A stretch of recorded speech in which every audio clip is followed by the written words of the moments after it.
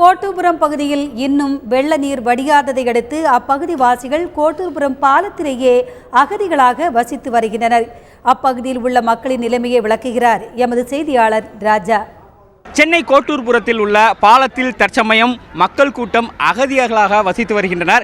இவர்கள் அனைவரும் இங்கு கோட்டூர்புரத்தில் உள்ள அந்த குடியிருப்பு பகுதிகளில் வீட்டு வசதி வாரிய மற்றும் குடிசை மாற்று வாரிய குடியிருப்பு பகுதியை சேர்ந்தவர்கள்.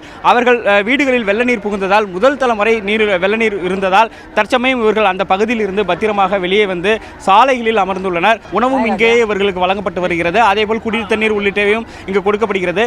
மருத்துவ வசதிகளும் இங்கு செய்யப்பட்டுள்ளன. தொடர்ந்து இந்த பகுதியில் NDRF எனப்படும் தேசிய பேரிடர் மீட்புக் குழுவினர் மற்றும் சென்னையில் உள்ள அந்த இராணுவத்தினர், இந்த சென்னை படைப்பிரிவில் உள்ள இராணுவத்தினர் தொடர்ந்து இந்த பகுதியில் வந்து உள்ளே படகுகள் மூலம் மீட்பு பணிகளில் ஈடுபட்டு வருகின்றனர். மாநகராட்சி அதிகாரிகள் இவர்களுக்கு தேவையான உணவுப் பொருட்கள், மருந்து பொருட்களை கொடுத்து வருகின்றனர். இராணுவ ஹெலிகாப்டர் மற்றும் இந்தியன் கோஸ்ட் கார்டு எனப்படும் கடலோர காவல் படையினுடைய ஹெலிகாப்டர் மூலமும் இங்கு உணவுப் பொட்டலங்கள் இங்கு இவர்களுக்கு கொடுக்கப்படுகிறது.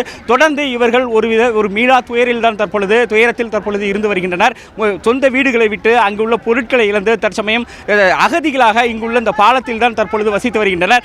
ஏராளமான மக்கள் தற்பொழுது அகதிகளாக தான் இந்த பகுதியில் இருக்கின்றனர். அந்த காட்சிகளை தான் பார்க்கின்றோம். தற்பொழுது அவர்களுடைய துயரங்களை, அவர்களுடைய சோகங்களை தந்தி டிவியோடு பகிர்ந்து கொள்கின்றனர். சார், நாங்கள் 3 நாளாக மாடியில் எவ்வளோ அவசரப்பட்ட குழந்தைங்களை உயிர் போயிடுச்சு எட்டுக்குன்னு வெளியே வந்தால் போதும் நினச்சி நாங்களும் எவ்வளோ பார்த்தோம், எவ்வளோ முயற்சி பண்ணி எங்களால் வெளியே வரவும் முடியல.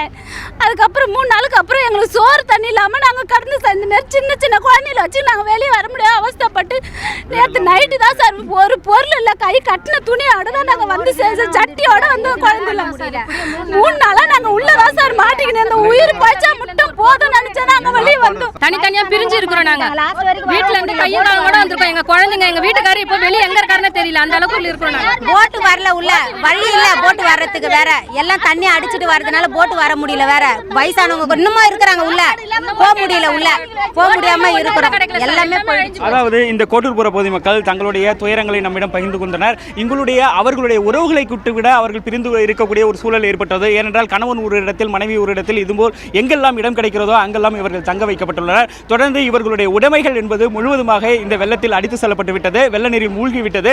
இவர்களுடைய புனரமைப்பு, மறுவாழ்வு என்பதே ஒருவித கேள்விக்குறியில்தான் உள்ளனர், மிகுந்த அச்சத்திலும் உள்ளனர். தொடர்ந்து வெள்ள நீரோடு இந்த மக்களுடைய சோகமும் சூழ்ந்துள்ளது இந்த பகுதியில். தந்தி செய்திகளுக்காக ஒளிப்பதிவாளர் ஜோன்சுடன் எஸ் ராஜா.